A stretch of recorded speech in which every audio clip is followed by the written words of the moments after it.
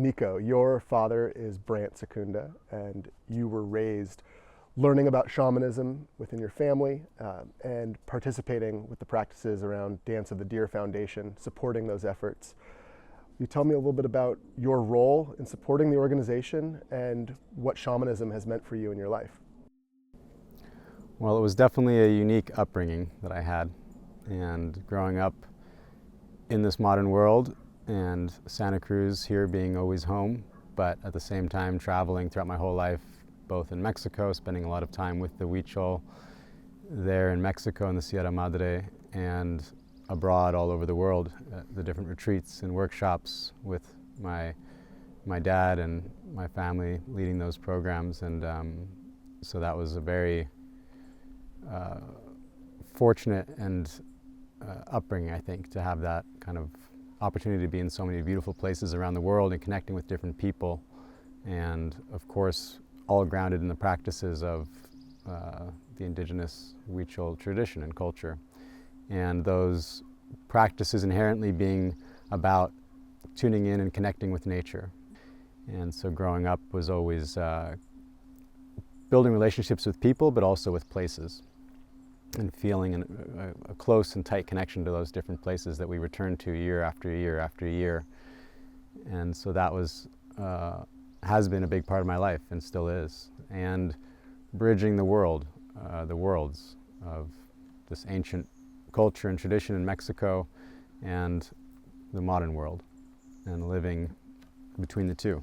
The Dance of the Deer Foundation, over time, as I just growing up in our retreats and workshops and programs, and then becoming involved in the organizational aspects of things from a young age and being just around that and steeped in it, it was a very natural growth into the various roles that I played in the organization, and then managing more and more of the day-to-day aspects of it and the programs, and implementing the vision that was Don Jose's vision of sharing this ancient wisdom with the world, and then my dad's vision of how that came to be and came about, and creating the Dance of the Deer and carrying that forward and continuing it and sharing this wonderful tradition and practices that I think are so needed in the modern world for people.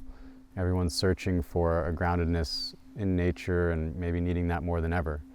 And people inherently feel it and have some connection to nature. Most people, their greatest memories in life have something to do with nature often. But the framework in which to experience that is sometimes missing. People don't know how to structure their experience of nature in a way that they can more easily replicate that feeling of grandeur, that feeling of awe and something greater than themselves. And so the retreats and programs that we do provide that experience, hopefully, as a way for people to connect with nature in this case, the structure that the Huichol tradition provides, and how to honor nature, and in that way honor yourself and recognize that we are a mirror of the natural world. Some of your earliest memories, I would imagine, are coming into contact with the people who make up the Huichol tribes. Tell me, what do you remember of Don Jose if you had the opportunity to meet him?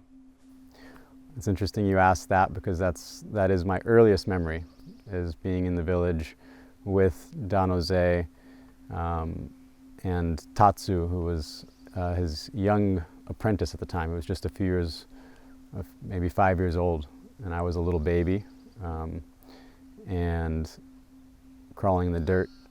And Tatsu was there with Don Jose, and that's a memory that I cherish. Don Jose passed away in 1990, and I was born in '89, so born just in time to meet him. And he blessed me as a baby, and he also gave me his Wixárika Huichol name, Matsua, which means pulse of life. And so I feel very fortunate for that.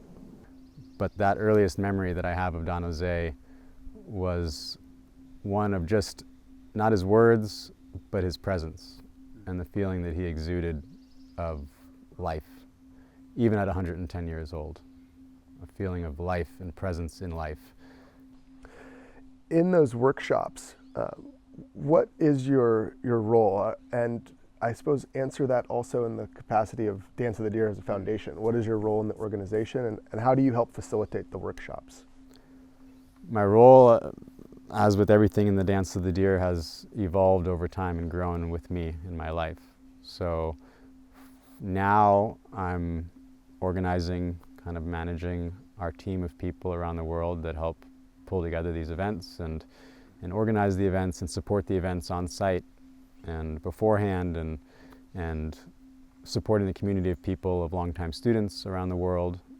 And I'm involved in all aspects of that, managing the day-to-day operations of the organization, and then at the retreats, facilitating the behind the scenes, and then also being on stage, you could say, in the circle, sharing and supporting my dad in the ceremonies, and that's a big part of what I do.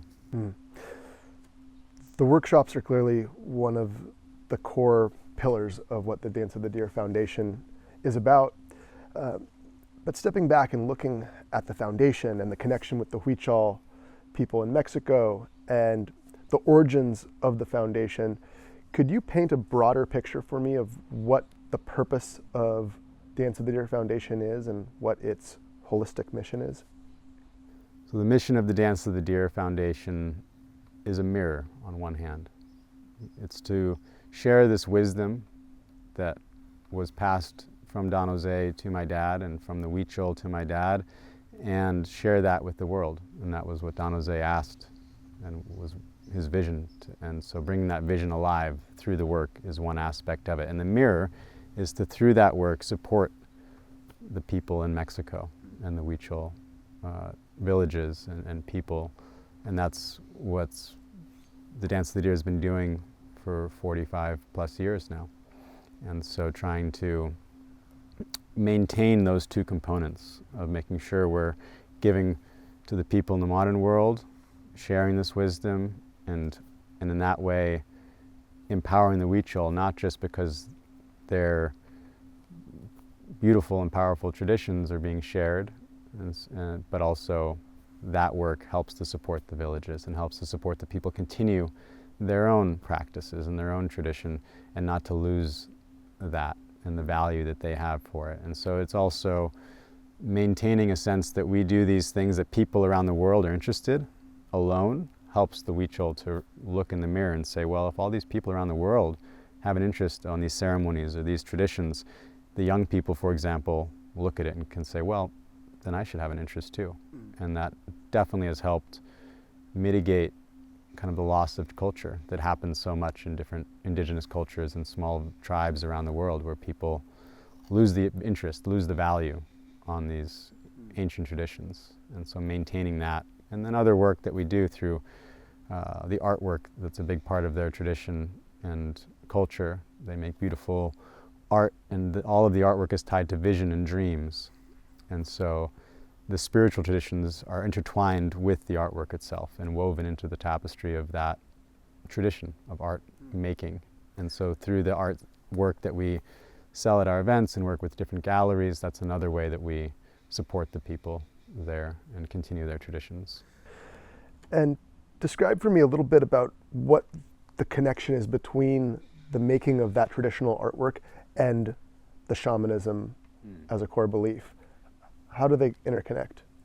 So Don Jose spoke about how when he came up one of the times announcing that he was leaving my dad in his place to carry on the Huichol traditions and the way of the Wixárika, that he spoke at at a university, and he said to the people, you have your universities here in the modern world, our universities is this art. And in the art is all the symbology and the stories of creation and the stories of their history. They don't have a written language, the Huichol, but the art is their written language.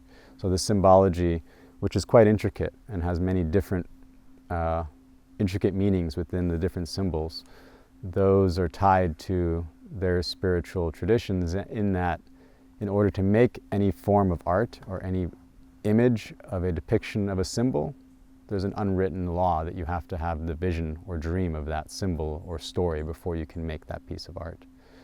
So simply, in order for them to do the art, they have to have the vision, they have to have dreams. And so the art form in itself is a practice of their spirituality. And so they're always trying to have more powerful, more vivid, more intense dreams or visions, and that will help them make their art. And then that's bringing their dreams and visions alive, is through the medium of the artwork.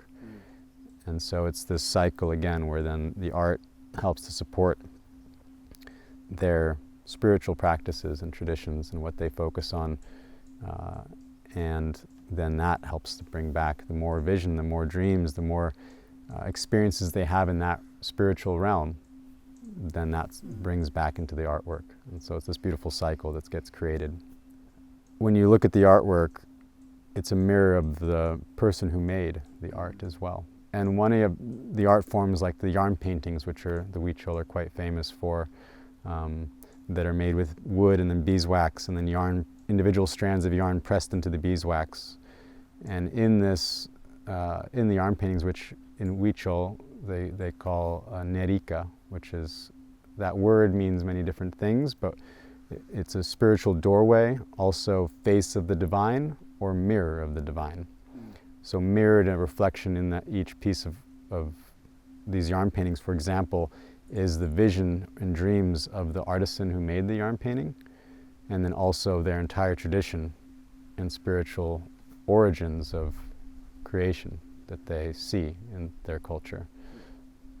You described some experiences in the framework as almost mystical, and I'm wondering if you can elaborate a little bit on what mystical means in this space, and also any common threads that there might be between mysticism and histories around shamanism. Shamanism is one definition, you could say, understanding the mysteries of the universe would be the study of shamanism. Unraveling and trying to never fully comprehend, because I think that's impossible, but to be a part and experience the mysteries of the universe, to be a part of the mystery of life itself and of nature. And when you are, then on some level, everything that is mind-blowing, you could say, is normalized and made more normal and accessible, and at the same time everything mundane is made more mystical. And the simple moments in life become mysterious, wonderful experiences. So concrete examples though, for instance with the Huichol shamans, which they have two types of shamans, healing shamans and singing shamans, or ceremonial shamans. And so the healing shamans act as like the doctors and are trained to heal all different ailments. And Huichol shamans will try to heal basically anything, physical, spiritual, psychological issues. And broken bones, the midwives there are like masterful at setting bones. And so somebody breaks a bone, the midwife will set the bone. If it's not healing right, then they might go to a shaman to ask for healing to help it heal right. And the healing though it takes less training than a ceremonial shaman, because you're dealing with one person in a healing. In a ceremony, to lead a ceremony, you're dealing with a whole group of people, taking them spiritually on a journey into the Narika, the sacred doorway, traveling to distant places where your body is maybe staying in one place, but you're taking everybody's spirit or soul on this journey to take to places of power, and bringing that energy back. And it's kind of like, I always say, taking kids on a field trip.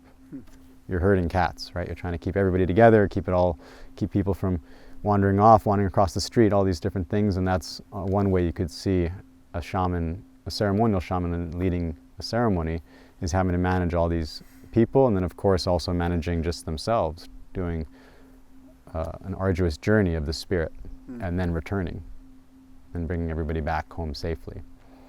And so that takes more training and more of an apprenticeship, for example.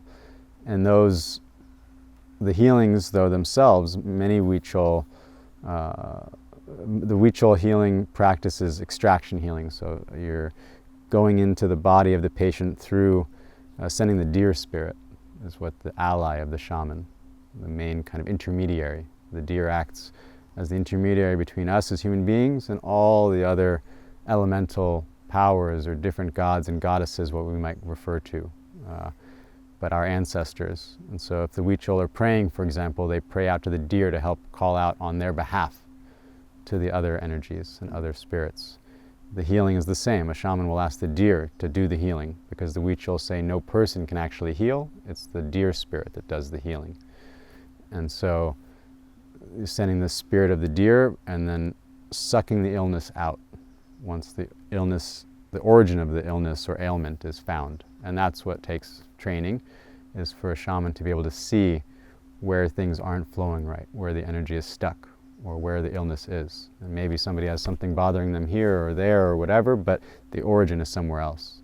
And so the training of the shaman is to learn to find that and see energy in that way. And then extracting the parts that are not, that are something there maybe that's holding the energy or blocking the energy, and then spitting it out so they don't internalize it, which is also hard, not to take on the illness, but to make sure that you protect yourself as a shaman and spit it out. And then in the spit, or when they spit out, there'll often be materializing of that illness in the shape or form of an object, maybe a kernel of corn, a stone, a fly, a worm, things that would defy our reality. And anthropologists have, spoken about how the shamans hide things in their mouth.